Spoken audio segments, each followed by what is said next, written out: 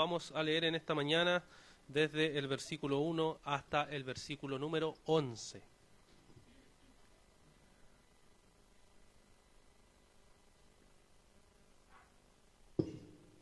Hechos capítulo 5, verso 1 al verso 11, leo en versión Nueva Biblia de las Américas. Pero cierto hombre llamado Ananías, con Safira su mujer, vendió una propiedad y se quedó con parte del precio, sabiéndola también su mujer, y trayendo la otra parte la puso a los pies de los apóstoles. Pero Pedro dijo: Ananías, ¿por qué ha llenado Satanás tu corazón para mentir al Espíritu Santo y quedarte con parte del precio del terreno? Mientras estaba sin venderse, ¿no te pertenecía? Y después de vendida, ¿no estaba bajo tu poder? ¿Por qué concebiste este asunto en tu corazón? No has mentido a los hombres, sino a Dios. Al oír Ananías estas palabras, cayó y expiró, y vino un gran temor sobre todos los que lo supieron. Entonces los jóvenes se levantaron y lo cubrieron, y sacándolo le dieron sepultura. Como 3 horas después entró su mujer, no sabiendo lo que había sucedido, y Pedro le preguntó: Dime, ¿vendieron el terreno en tal precio? Sí, ese fue el precio, dijo ella. Entonces Pedro le dijo: ¿por qué se pusieron de acuerdo para poner a prueba al Espíritu del Señor? Mira, los pies de los hombres que sepultaron a tu marido están a la puerta y te sacarán también a ti. Al instante ella cayó a los pies de él y expiró. Al entrar los jóvenes la hallaron muerta. Entonces la sacaron y le dieron sepultura junto a su marido. Y vino un gran temor sobre toda la iglesia y sobre todos los que supieron estas cosas. Que el Señor bendiga su palabra. Estamos, hermanos, en el libro de Hechos. Estamos haciendo esta serie de predicaciones para ver cómo el Señor estaba guiando a su iglesia en los primeros siglos, cuando el Señor deja su Espíritu Santo y empieza a expandirse entonces la iglesia. Y hemos estado viendo hasta ahora, hasta el capítulo 4, en donde hemos visto muchas cosas que han sucedido. El capítulo 1, ¿cierto?, la espera. El capítulo 2, cuando desciende el Espíritu Santo y llena a cada uno de los creyentes y empiezan, ¿cierto?, a predicar la palabra de Dios. Y luego lo que ha acontecido es que ha sucedido que se le han opuesto a los apóstoles predicando la palabra del Señor. Ha habido oposición contra ellos. Y tal como dice un comentarista bíblico, aquí lo que está sucediendo es que ha habido una oposición externa contra la iglesia. Ha habido pecado de afuera de la iglesia que ha estado presionando y persiguiendo a la iglesia del Señor. Pero ahora en el capítulo 5 hay un cambio. Ya no es la persecución externa o el pecado fuera de la iglesia, sino que ahora nos vamos a enfocar en esta historia en que ahora hay un pecado dentro de la iglesia.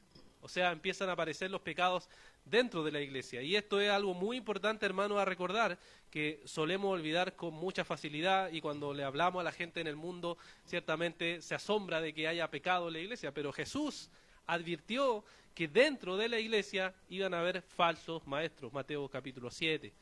El mismo apóstol Pablo y todos los apóstoles a través de sus cartas advirtieron una y otra vez que iba a haber gente falsa entre nosotros, y que nosotros por eso es que tenemos que estar alerta, porque va a haber entre nosotros falsos creyentes, gente hipócrita que aparenta ser cristiana, pero en verdad no es cristiana. Y eso es lo que nos va a ilustrar esta historia de este día. Hay un escritor puritano, Thomas Brooks, que escribió un libro que se llama Detectando a los hipócritas. Y al principio de ese libro se dice, en la introducción, que creo que no es de la introducción, pero se dice lo siguiente sobre esto, sobre la hipocresía. Dice: la hipocresía, un tema que nadie quiere, desea y anhela escuchar, una cuestión que en su esencia es duro, difícil y fuerte de recibir y digerir, algo de lo que nadie ha escapado de caer, pero del que casi nadie está dispuesto a aceptar. La hipocresía, un mal que agobia a nuestra sociedad en todos los diferentes ámbitos: gobiernos hipócritas, habitantes hipócritas, familias hipócritas, e incluso más triste, un mal que se ha inmiscuido en la iglesia de Dios: pastores hipócritas, diáconos hipócritas, miembros hipócritas y al final congregaciones enteras hipócritas. Esto es algo que nos ilustra ciertamente lo que va a acontecer en estos versículos que acabamos de leer, en el pecado de Ananías y Safira.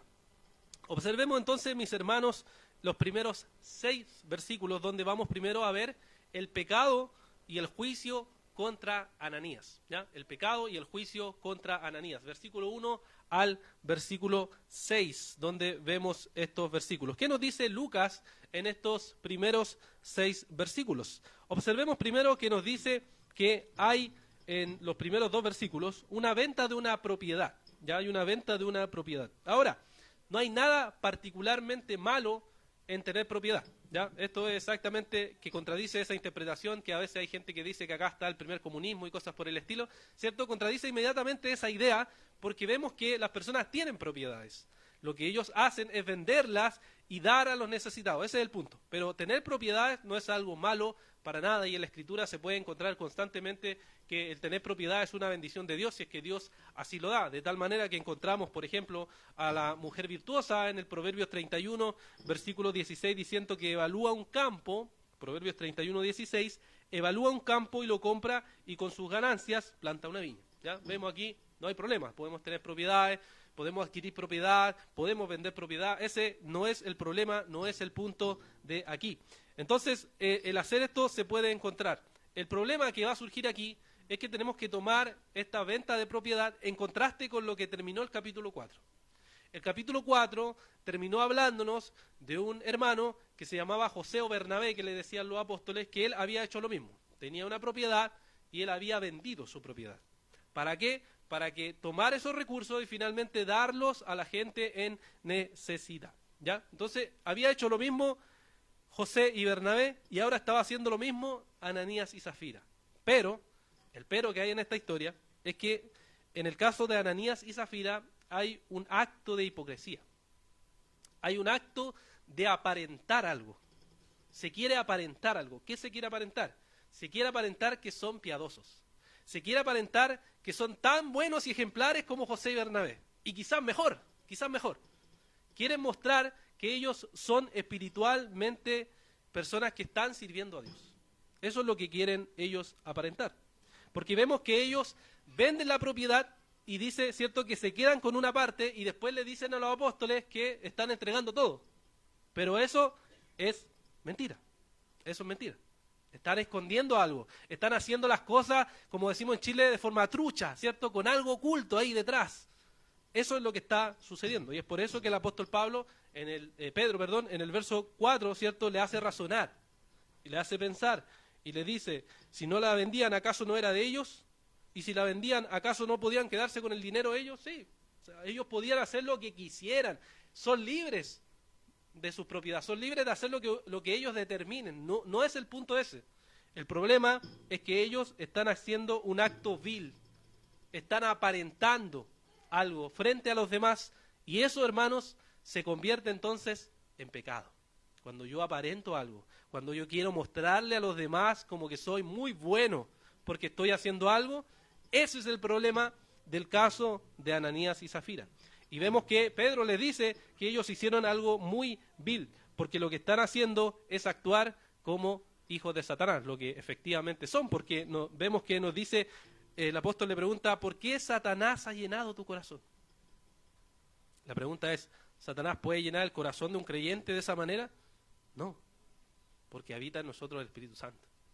Entonces vemos que aquí se le ha llenado el corazón de maldad y de pecado por medio de Satanás. Efesios capítulo 2, versículo 1 y 2 nos recuerda que nosotros estábamos muertos en delitos y pecados, pero el verso 2 nos da un detalle muy interesante.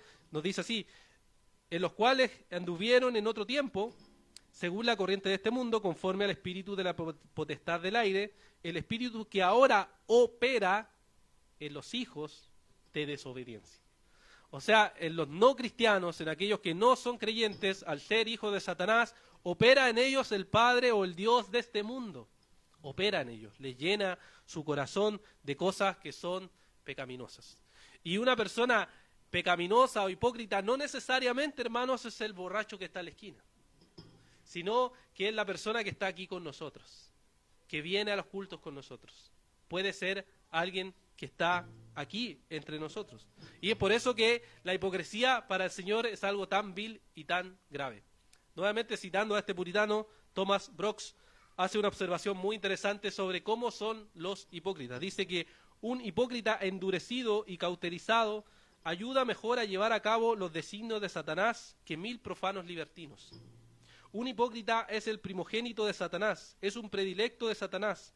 Se acuesta en el pecho del diablo como Juan se acuesta en el pecho de Cristo. No hay nadie tan efectivo a favor de Satanás, ni nadie que tenga esas ventajas para llevar a cabo su obra como las tiene el hipócrita. Son muy activos para ampliar el dominio de Satanás, y por eso no es de extrañar que Dios sea tan severo en sus juicios contra ellos. Aquel que es un hipócrita es alguien que es un siervo de Satanás, y es por eso que Dios es tan severo con el juicio que hace aquí. Fíjense que el juicio que hace aquí no es necesariamente por adulterio y fornicación, que es lo que más enfatizamos, sino que es por un acto de hipocresía. Una apariencia de piedad que en verdad no está viviendo como el Señor ha dicho. Y lo más absurdo es que estas personas lo que querían hacer era esconder su pecado de Dios Espíritu Santo. Querían esconder su pecado y ocultar como que Dios no viera o no estuviera viendo este pecado. Sin embargo, ¿qué nos dice el Salmo 139, versículos 7 y 8? ¿A dónde me iré de tu espíritu? ¿A dónde huiré de tu presencia? Si subo a los cielos, ahí estás tú. Si en el Seol preparo mi lecho, ahí estás tú.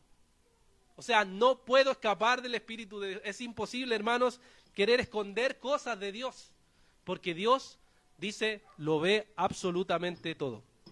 Entonces, ¿qué es lo que sucede? Que en los versículos 5 y 6 nos describe que después de ser confrontado, Ananías, y señalando su pecado, dice que cayó y expiró, o sea, en simples palabras, murió instantáneamente delante de la gente que estaba ahí presente. Esto nos dice que causó gran furor, gran temor en las personas que escuchaban de lo que había acontecido, ¿cierto? ¿A quién no le pasaría que venimos para acá, ¿cierto? Y decimos que alguien miente y se parara aquí al medio y muere inmediatamente, todos quedaríamos con miedo, ¿no? Diciendo, wow, realmente Dios puede ejecutar un juicio directo si Él así lo ha determinado. Y aquí vemos la gravedad, hermano, entonces del pecado, que es lo que nos dice Romanos 6:23, que la paga del pecado es la muerte. Y esa muerte se puede manifestar de distintas maneras. A veces, de forma directa, el Señor puede ejecutar a una persona, tal como lo vemos acá. O a veces puede el Señor traer enfermedades, o puede traer dificultades, o puede traer otras cosas.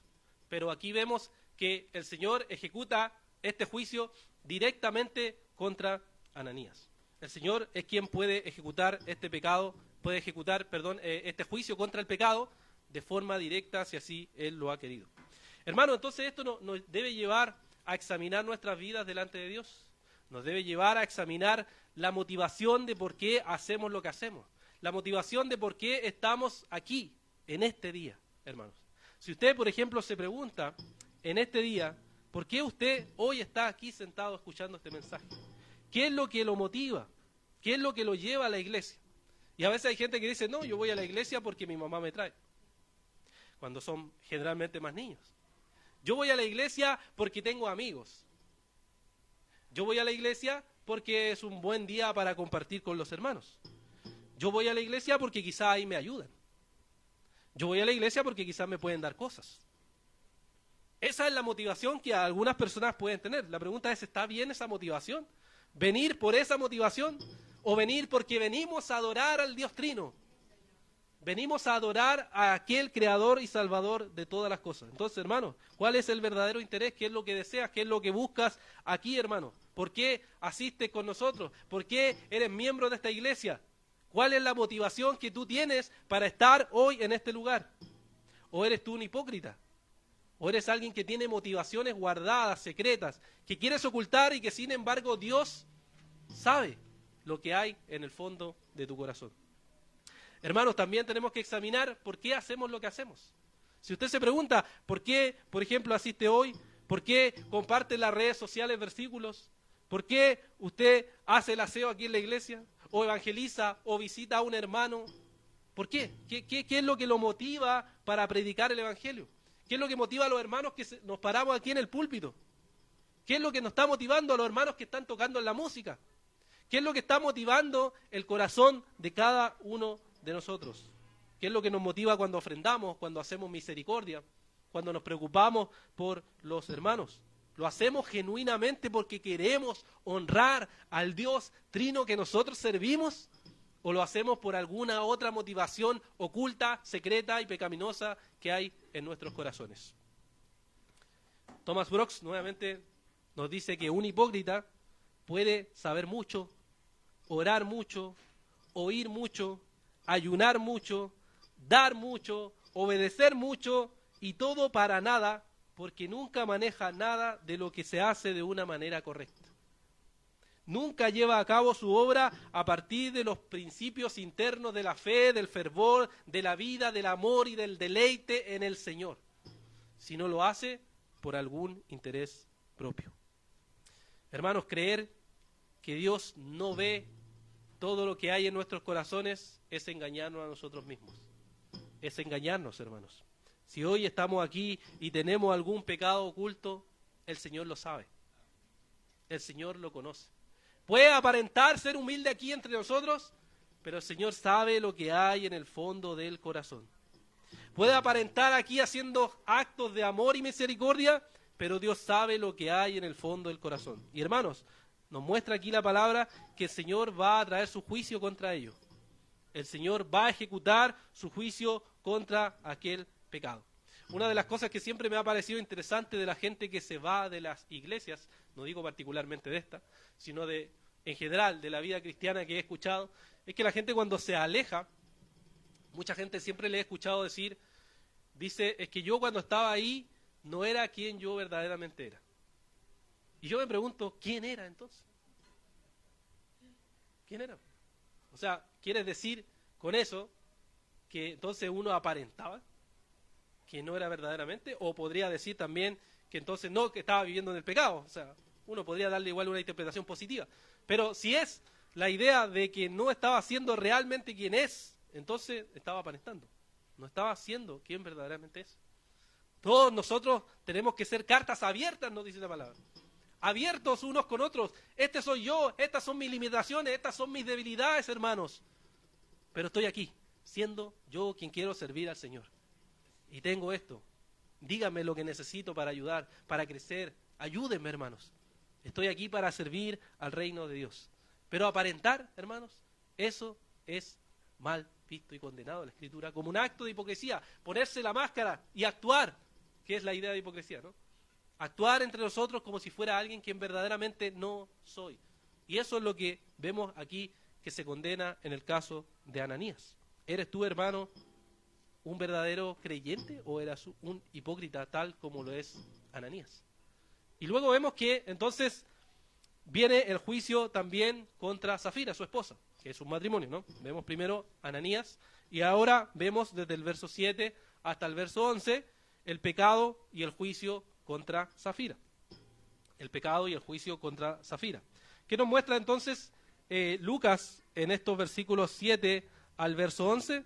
Podemos observar primero entonces que tenemos aquí a Safira. La descripción desde el verso 7 hasta el verso 9, vemos que Safira aparece sin saber nada. Habían pasado 3 horas y ella no sabe nada. Lo que hace Pedro aquí, ¿cierto?, es preguntarle si habían vendido el terreno a tal precio, y ella miente diciendo que sí, porque sabemos que estaba ocultando algo, ya lo hemos visto en la Escritura. Entonces, en ese momento, Pedro le confronta diciendo que ¿por qué han puesto a prueba al Señor? Y que entonces, en ese momento, ella, al igual que su esposo, va a morir por haber pecado.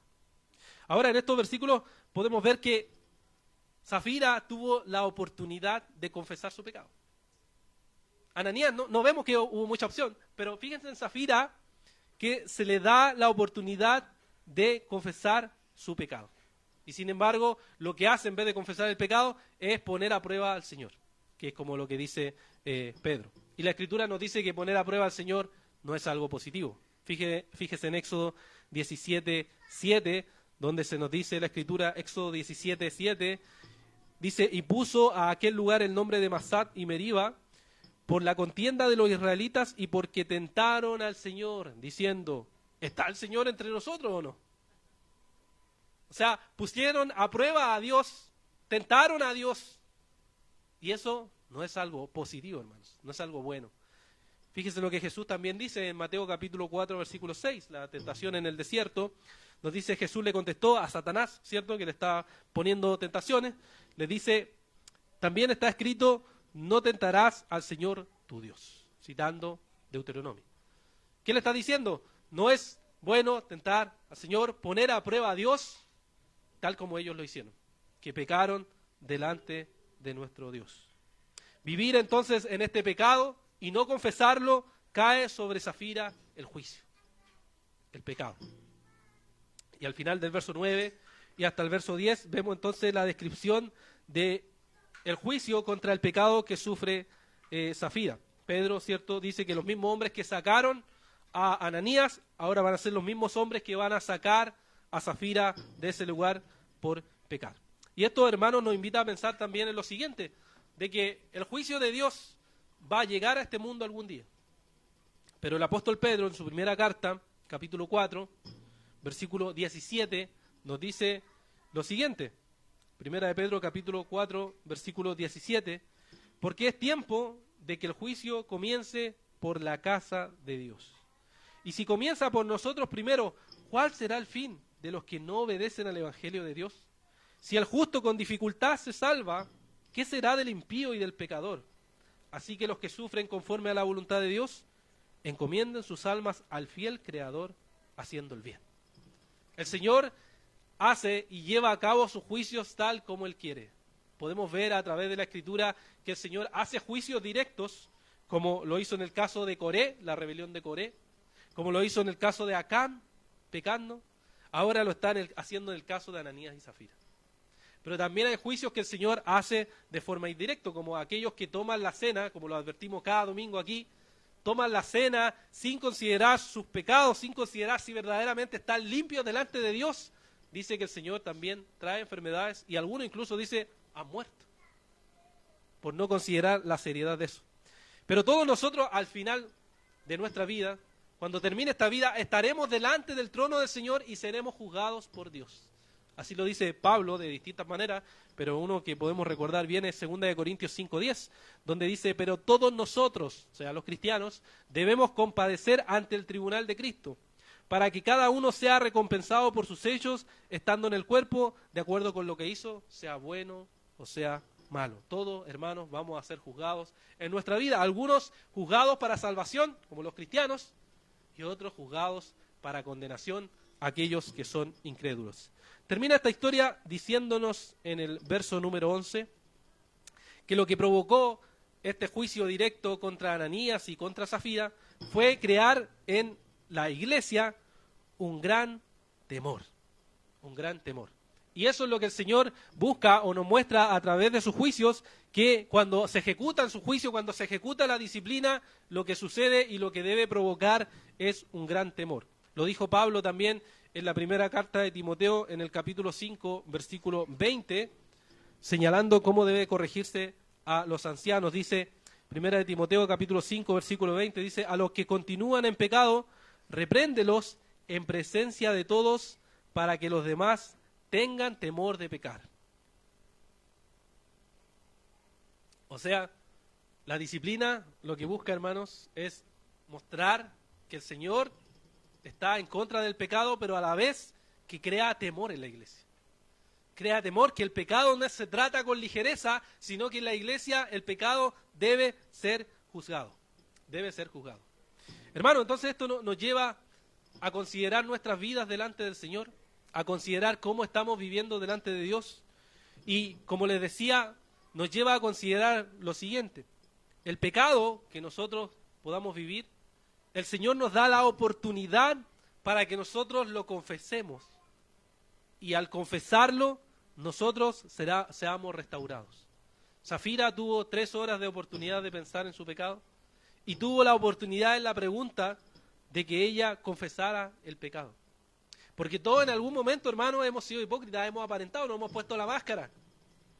Nos hemos puesto la máscara de cristianos santos que no hemos hecho nada y venimos a la iglesia y aparentamos que nada ha pasado. Todos nos hemos puesto esa máscara en algún momento. Sin embargo, el Señor nos da la oportunidad de abandonarla, de abandonar el pecado y decir, Señor, aquí estoy, este es quien soy yo, me arrepiento, Por eso Primera de Juan nos dice, si confesamos, hermanos, si confesamos nuestros pecados, Él es fiel y justo para perdonarnos y limpiarnos de toda maldad. Si nosotros nos arrepentimos, hermanos, si venimos ante el trono de la gracia y reconocemos nuestra maldad y le decimos, Señor, esto es lo que estoy viviendo, este es mi pecado, pero quiero abandonarlo, ayúdame. Entonces, hermanos, tendremos arrepentimiento. Nuestro corazón será limpiado. Hermanos, no esperes con tu pecado. Abandónalo ahora. Abandona tu indiferencia ante las cosas de Dios, tu poca lectura, tu poca oración, tu poco compromiso con la iglesia. Abandónalo. Ahora es el momento para confesar el pecado que hay en tu corazón. No dejes que venga el juicio de Dios contra ti, sino ten la oportunidad de ahora abandonar tu pecado. Y hermanos, el pecado debe ser juzgado. El pecado debe ser juzgado. Y como hemos dicho, el Señor dio una oportunidad a Ananías y Zafira. Y vemos que la Escritura nos dice que el Señor es lento y paciente para con todos.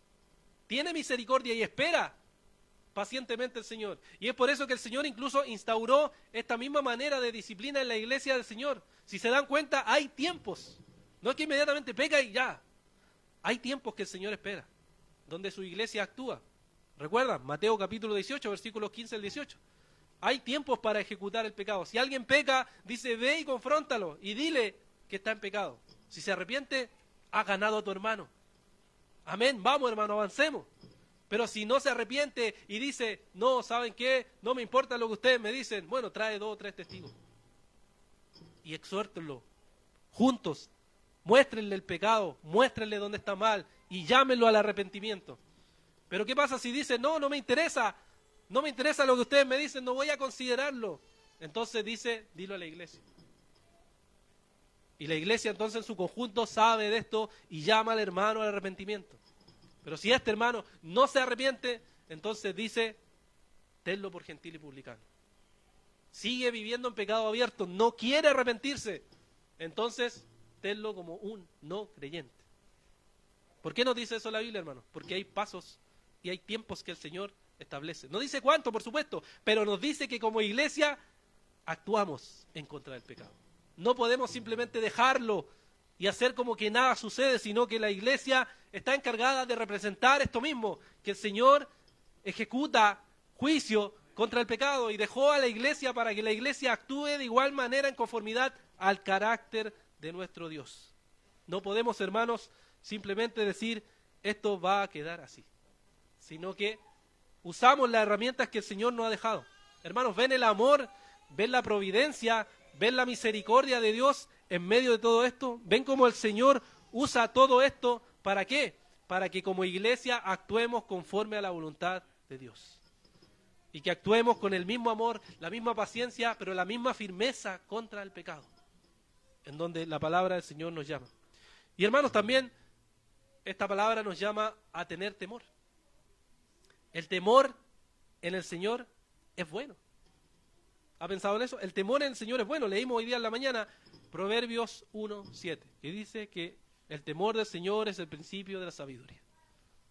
Si yo quiero ser sabio, si yo quiero vivir en sabiduría, temo a Dios. Temo en mi corazón, temo en mi vida, de querer agradar a Dios, de querer honrarle. En mis pensamientos, en mi actuar, en mi vida interna, en mi conducta, quiero agradar a Dios, quiero vivir en el temor del Señor. Y quiero escapar de todo orgullo y de toda arrogancia y de toda cosa que no muestre ese temor al Señor. Entonces cuando en la iglesia pasan cosas, ¿cierto? Y se ejecuta contra alguien un pecado, ¿qué es lo que produce en nosotros? Y siempre pasa que a veces los hermanos me dicen, oh, esto me creó temor. Esto me creó que en verdad se toma en serio el pecado. No se deja pasar aquí como si, pecó, bueno, no importa. No, sino que se considera seriamente el asunto y si la persona no se arrepiente, entonces, ¿qué hace? La iglesia debe actuar en conformidad a su palabra. Y eso crea temor en el corazón, crea temor en nuestras vidas, crea temor del Señor. Y eso, hermano, es bueno, porque nuestra vida debe vivir y conducirse en el temor del Señor. El temor del Señor es, hermano, algo bueno, es un instrumento de Dios. ¿Para qué? Para que analicemos nuestra vida.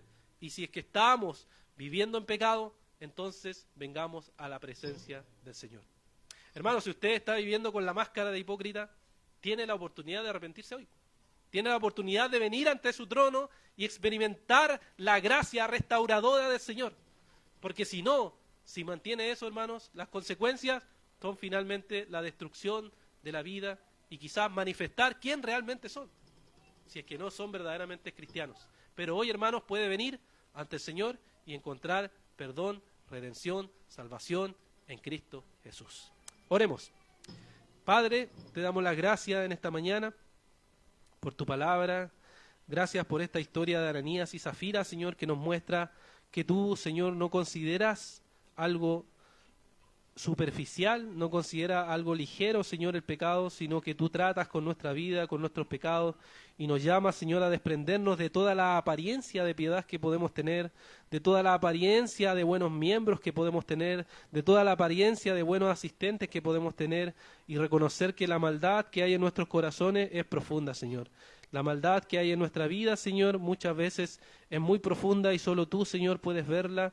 Y cuando la muestras a nuestros ojos, Señor, venimos ante ti y nos arrepentimos reconociendo que tú eres el único santo, el único bueno, el único que puede limpiarnos y lavarnos de toda maldad. Señor, te rogamos que tú tengas misericordia de nuestra vida, de nuestras almas, de esta iglesia, Señor. Tú ten compasión y a la vez ayúdanos a renunciar a todo pecado, a toda maldad y a vivir, Señor, para ti y para tu gloria, Señor. Límpianos de todo pecado, de toda cosa oculta que haya en nosotros y ayúdanos a hacer cartas abiertas delante de ti, delante de nuestros hermanos, para honrarte y glorificarte en todo, Señor. Te agradecemos, Dios, por todo lo bueno que tú eres y te pedimos todas estas cosas en el nombre de Jesús. Amén.